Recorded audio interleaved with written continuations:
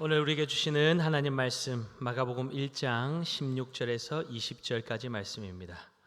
마가복음 1장 16절에서 20절까지 말씀 신약성경 53면에 있습니다. 마가복음 1장 16절에서 20절까지 우리 한 목소리로 함께 말씀 봉독하겠습니다.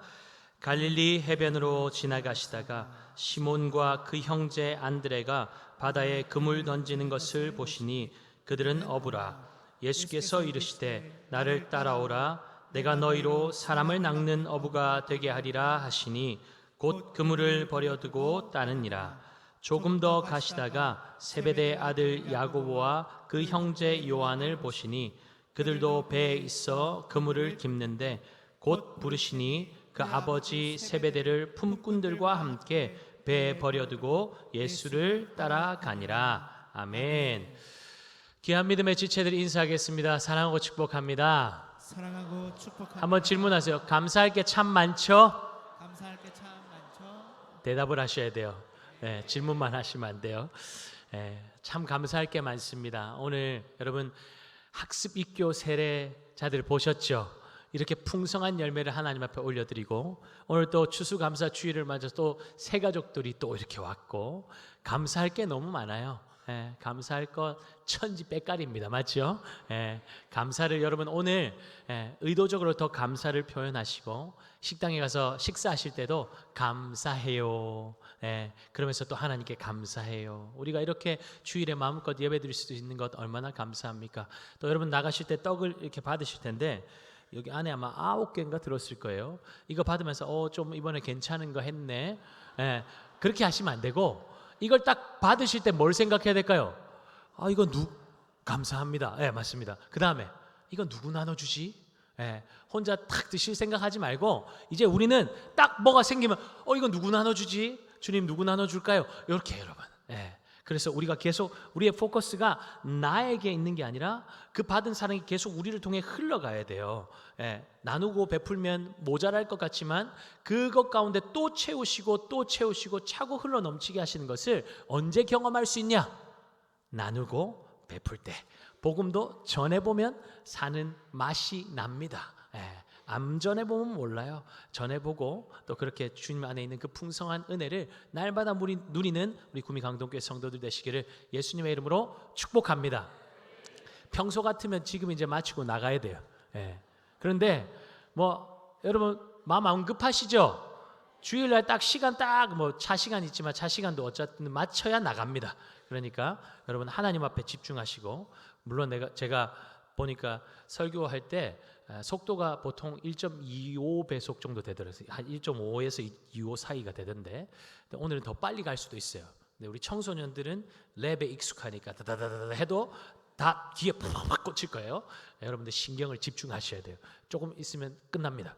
그러니까 여러분들 딱 신경을 하나님 오늘 우리에게 어떤 말씀을 주시는가 집중하고 말씀 앞에 반응하는 저와 여러분 되시기를 바랍니다.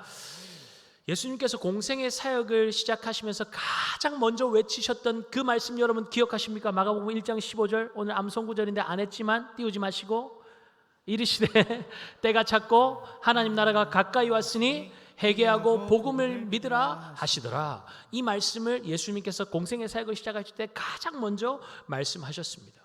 어둠 속에서 두려움 속에 묶여서 죽음의 종로를 타고 있는 인생들을 향해서 새로운 시대가 열렸으니 하나님의 나라가 임했으니 생명의 나라 안으로 들어오라는 초청의 메시지입니다. 예수님은 하나님 나라를 위해서 가장 먼저 제자들을 부르십니다. 자금을 만들고 거점 공간을 마련하고 시스템을 만들고 조직을 만들고 프로그램을 돌리는 것이 아니라 가장 먼저 사람을 불러서 세우십니다. 이것이 하나님의 일하시는 방식입니다. 하나님의 관심은 언제나 성과가 아닙니다. 사람에게 있습니다. 그래서 우리 교회 표어도 복음으로 충만한 한 영혼을 세우는 교회 아닙니까?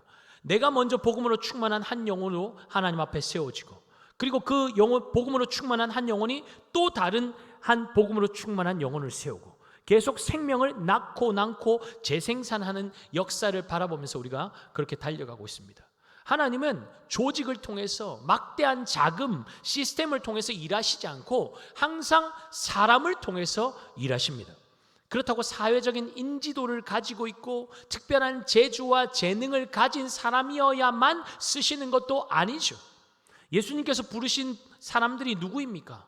갈릴리 해변가에서 고기 잡던 어부들입니다. 지극하게 평범한 사람들이죠. 대단해야만, 특별한 재능이 있어야만, 자격이 있어야만, 경험이 많아야만, 신앙생활을 오래 해야만 하나님의 일을 할 수 있다고 생각하는 사람들이 간혹 있습니다.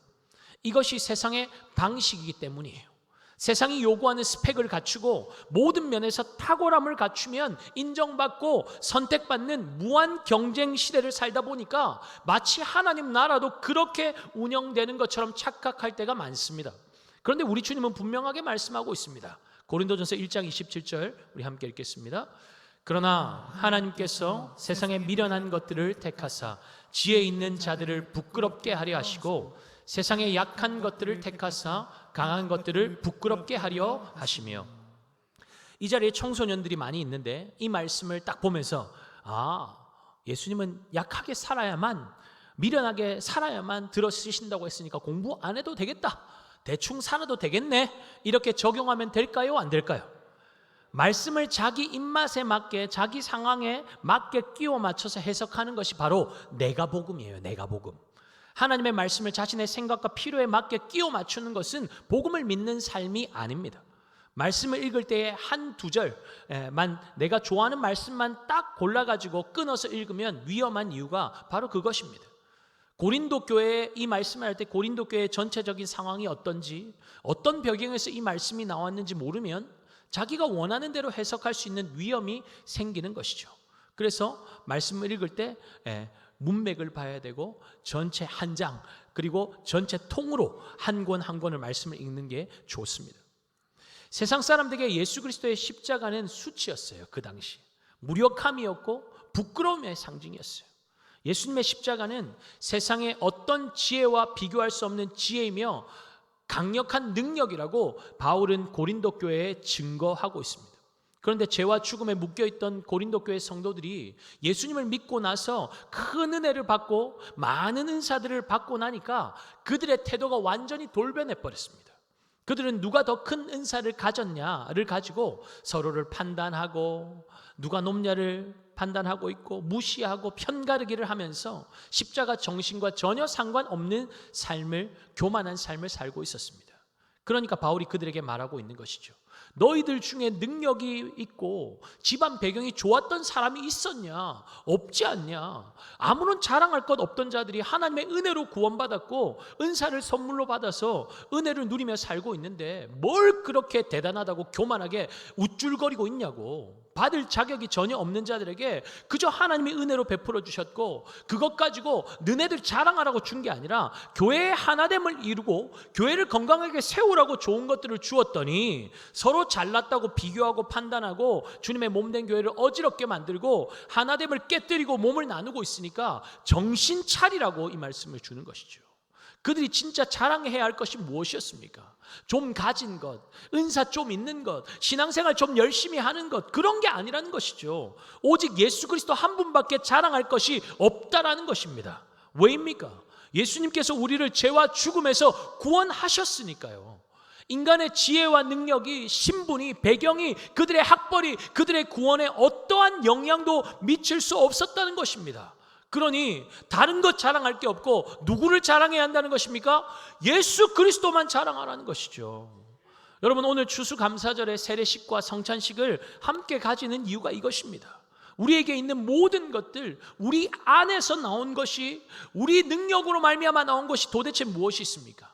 우리가 땀 흘리면서 열심히 일해서 얻은 밭의 소출, 푹 쉬고 싶지만 이악 물고 버티면서 다른 사람들 비위 맞춰가면서 돈 벌어서 일으킨 우리의 가정, 우리 자녀들이 누리는 좋은 것들, 좋은 성적, 인간관계 다 내 노력, 내 열심으로 이룬 것 같지만 하나님께서 적절한 비와 햇빛과 바람을 허락하셨기 때문에 소출이 있는 것 아닙니까? 하나님께서 우리에게 건강 주셔서 직장 생활을 할 수 있는 것 아닙니까? 돈을 많이 벌어다가 주어서 우리 자녀들이 행복합니까? 돈 때문에 우리의 가정이 지탱되고 있습니까? 밤새 가면서 공부해서 좋은 성적이 나오는 것입니까? 물론 성실하게 노력해야 합니다. 그런데 그 모든 것들이 가능한 것은 하나님께서 우리에게 은혜를 베풀어 주시기 때문에 가능하다는 것이죠. 무엇보다 죄에서 구원받은 것, 우리의 자격과 노력과 공로가 단 1, 아니요 0.00001이라도 영향을 미쳤습니까? 전혀요. 에베소서 2장 8절 9절에 뭐라고 말씀하시죠? 너희는 그 은혜에 의하여 믿음으로 말미암아 구원을 받았으니 이것은 너희에게서 난 것이 아니요 하나님의 선물이라. 행위에서 난 것이 아니니 이는 누구든지 자랑하지 못하게 함이라. 어떤 것도 구원 너희로부터 말미암은 것 없고 하나님의 선물로 은혜로 너희에게 준 것이니 자랑할 게 없다는 것입니다. 구원은 하나님께서 은혜로 주신 것이니 인간 편에서 자랑할 게 없다는 것이에요. 오늘 하나님의 은혜를 감사하는 이 예배 시간에 오직 하나님 한 분께만 영광을 올려드리는 저와 여러분 되시기를 예수님의 이름으로 축복합니다. 그런 의미에서 우리 하나님께 영광과 감사의 박수 올려드리겠습니다.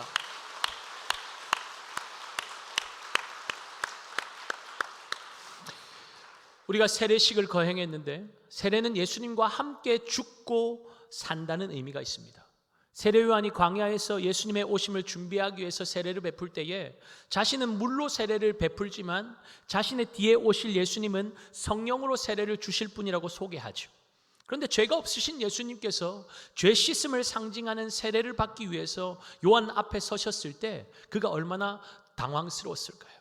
왜 죄가 없으신 예수님께서 죄인이나 받는 세례를 받으셨습니까? 예수님께서 죄 때문에 영원히 죽을 수밖에 없는 죄인의 자리에 대신 서기 위해서 이 땅에 오셨다는 것을 알리기 위해서였습니다. 예수님께서 우리의 모든 죄를 끌어안고 물속으로 들어가시죠. 우리의 죄값을 대신 치르시고 죽으실 것을 보여주시는 것입니다. 그리고 물 밖으로 다시 나오십니다. 무엇을 말합니까? 죄와 죽음을 이기시고 다시 살아나실 것을 보여주시는 것이죠. 그 증거로 하늘이 열렸고 성령이 비둘기처럼 예수님 위에 임하시고 하늘에서 이는 내 사랑하는 아들이요 내 기뻐하는 자라는 확중의 소리가 하늘로부터 들려온 것입니다. 물론 우리가 세례 예식을 진행할 때 진짜 물 안으로 들어가는 침례를 행하지 않고 약식으로 머리에 물을 뿌리지만 세례에는 죄에 대하여 예수와 함께 죽고 예수와 함께 다시 살게 되었다는 의미가 있습니다. 그래서 오늘 세례받고 입교하는 분들이 모든 성도님들 앞에서 자신의 신앙을 고백한 것이죠. 그리고 온 교회는 예수님 믿는 자는 죄에 대해서 죽고 예수님과 함께 새로운 삶을 시작하게 되었음을 믿기에 함께 축하하고 함께 하나님께 감사하는 시간으로 이 시간을 하나님께 올려드린 것입니다. 한 영혼이 하나님 앞에 믿음의 결실을 맺는 귀한 예식이기에 추수감사절의 의미와 너무나 부합하지 않습니까?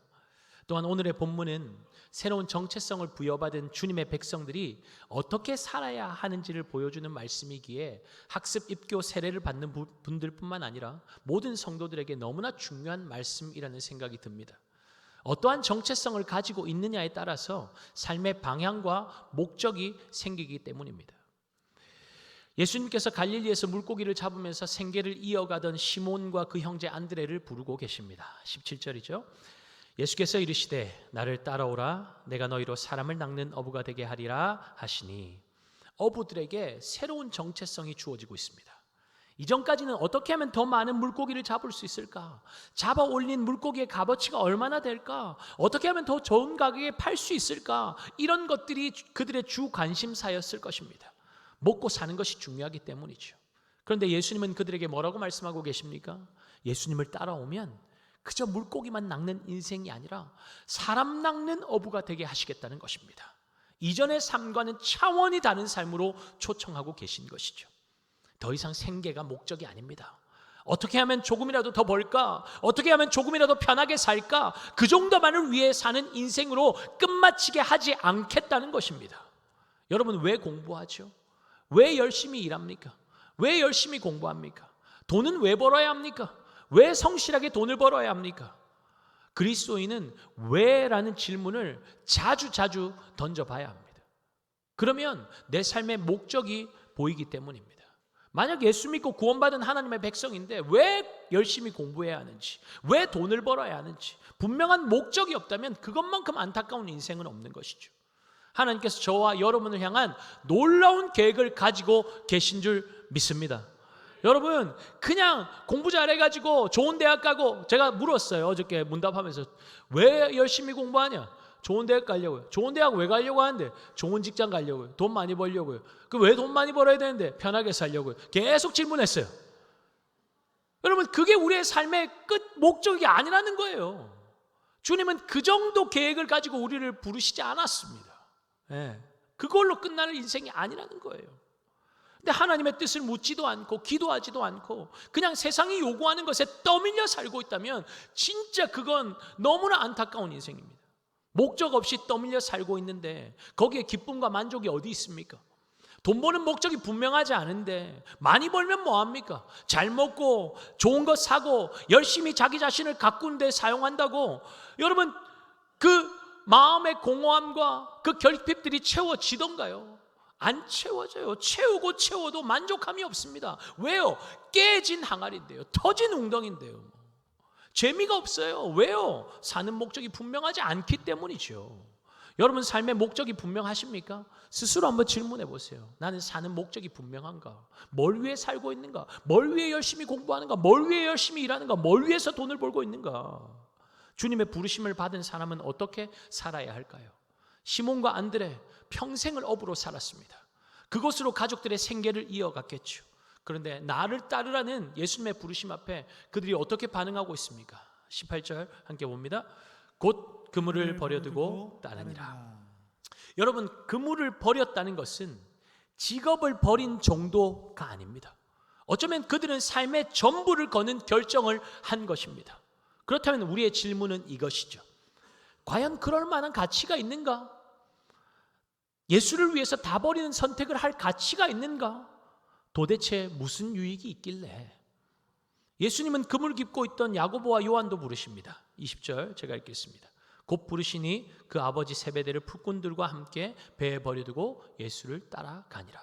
이들은 아버지까지 버려두고 예수님을 따라갑니다. 너무 극단적인 것 아닙니까?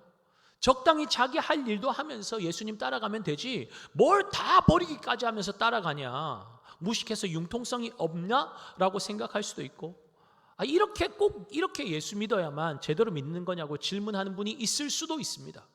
그런데 여러분, 믿음의 삶에는 회색 지대가 없어요. 어중띠가 없어요. 이거 아니면 저거예요. 예수 믿을 거냐 안 믿을 거냐 그거예요. 부르심에 응답할 거냐 안 할 거냐 둘 중 하나밖에 없습니다. 예수님을 믿는 자는 구원받고 영생을 받아 누리게 되는 것이고 믿지 않는 자는 영벌에 처하게 되겠죠. 주님의 부르심 앞에서도 예스라고 응답하는 사람은 사람 낚는 어부의 삶을 살게 될 것이고 하나님의 구원사에게 동참하는 천국의 특권을 누리게 될 것이고 노라고 응답하는 사람은 그저 생존을 위해서 먹고 살기 위해서 살아남기 위해서 투쟁하는 지옥과 같은 삶을 살게 되는 것이죠. 여러분, 이들이 다 내버려두고 다 내려놓고 예수님을 따라갈 수 있었던 이유가 뭡니까? 뭘까요? 자신이 붙잡고 있는 것들보다 더 큰 가치가 예수님께 있다는 것을 발견했기 때문 아니겠습니까?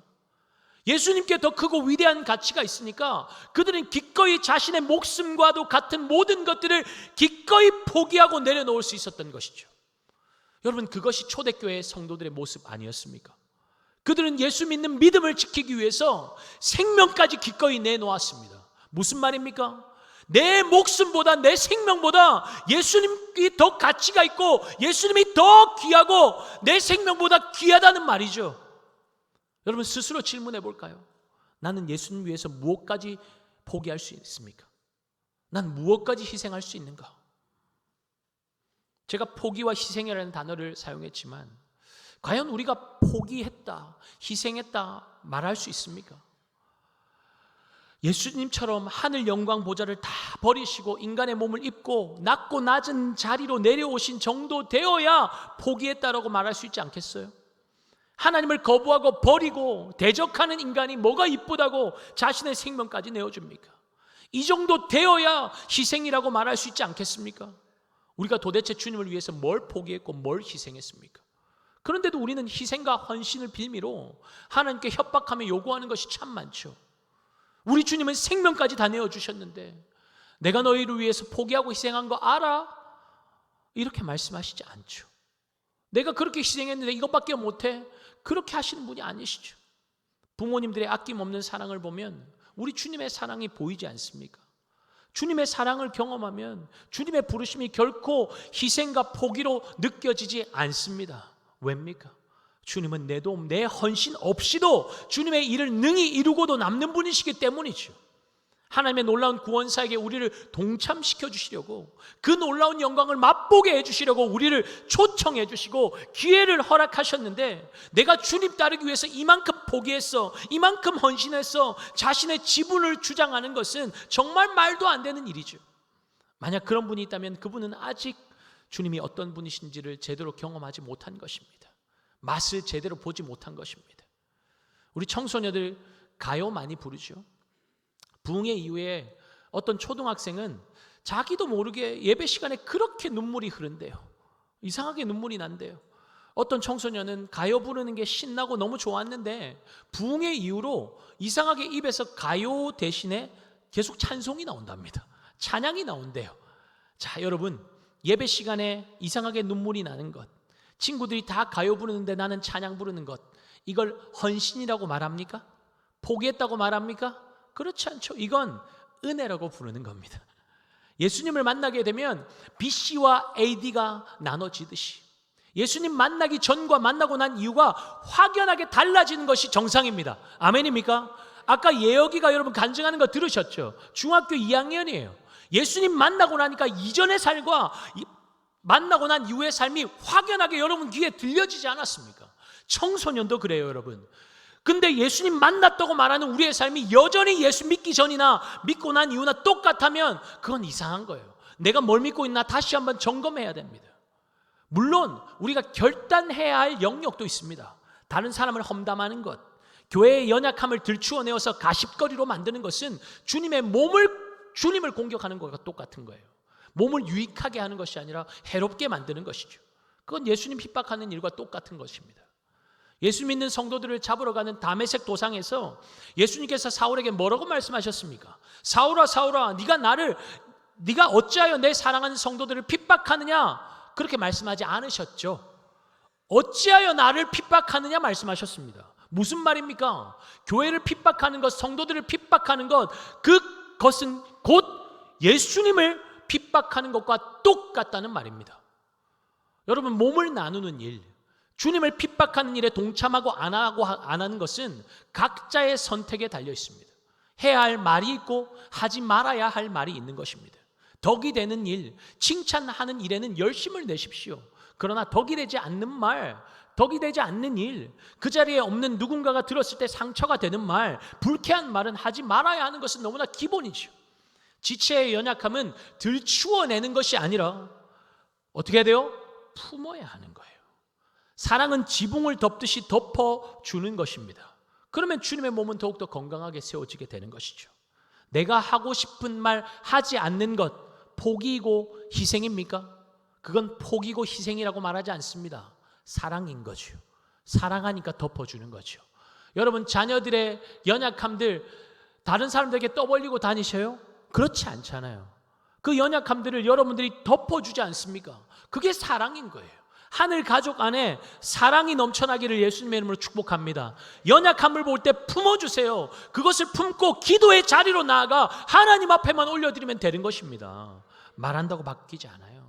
주님 사랑한다면, 그 사랑을 경험했다면 절대로 포기했다고 희생했다고 자랑할 수 없는 것이죠. 이 어부들이 자신의 전부와 같은 그물과 배와 심지어 아버지까지도 내버려 두고 예수님을 따라갈 때 그 누구도 예수님께 예수님, 제가 이렇게 헌신한 거 아시죠? 꼭 기억해 두세요 하지 않습니다. 왜입니까? 예수님의 부르심의 의미가 무엇인지, 내가 이전에 꼭 붙잡고 있던 것과 비교할 수 없는 복이 주님께 있음을 알았기 때문 아닐까요? 사랑하는 여러분, 예수님 믿으십니까? 예수님을 믿는다는 것은 예수님을 따라가겠다는 결단이 포함되어 있는 것입니다.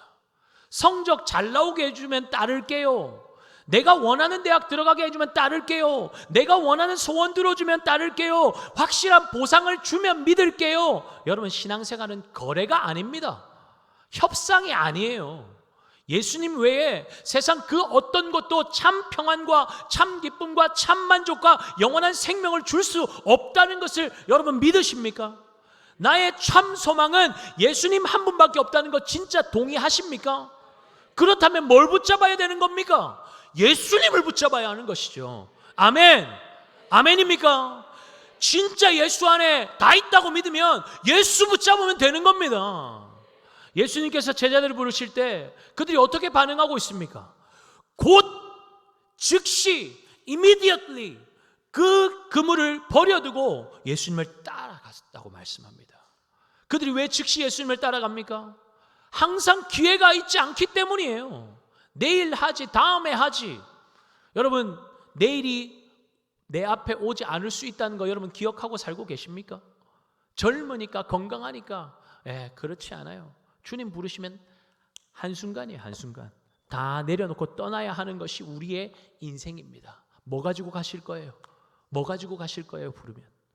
주님 전부라면 손에 잡은 것 좀 내려놓으면 어떻습니까? 전부인 것처럼 보이지만 예수님을 붙잡아 보면 그것이 얼마나 보잡고 보잘것없고 하찮은 것인지를 알게 될 것입니다. 하나님 나라를 누리는 인생은 절대로 세상의 허접한 것에 마음 빼앗겨서 그것의 종로로 타며 살지 않습니다. 왜죠? 진짜 좋은 것을 맛보았기 때문이죠. 그러니 절대로 그 기쁨과 행복을 바꾸지 않는 것입니다. 예수님 따라가면 십자가 져야 하는데, 고난길인데 왜 이런 말 할까요? 하늘의 영광을 맛보지 못했기 때문에. 그것이 포기하는 것인 것 같고 희생하는 것인 것 같고 헌신해야 한다는 생각을 하는 것입니다. 물론 쉬운 길은 아니죠. 그러나 주님께서 걸어가신 그 길로 우리를 초청하실 때 주님은 절대로 네 힘으로 해봐라, 열심히 해라고 말씀하지 않습니다.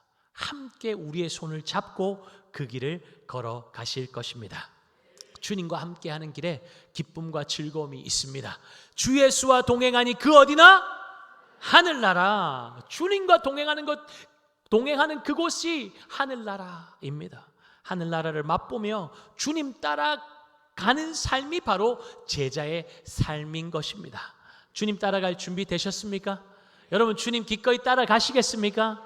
주님의 부르심에 즉각적으로 응답하며 사는 저와 여러분의 삶이 될 수 있기를 예수님의 이름으로 축복합니다. 우리 다 함께 잘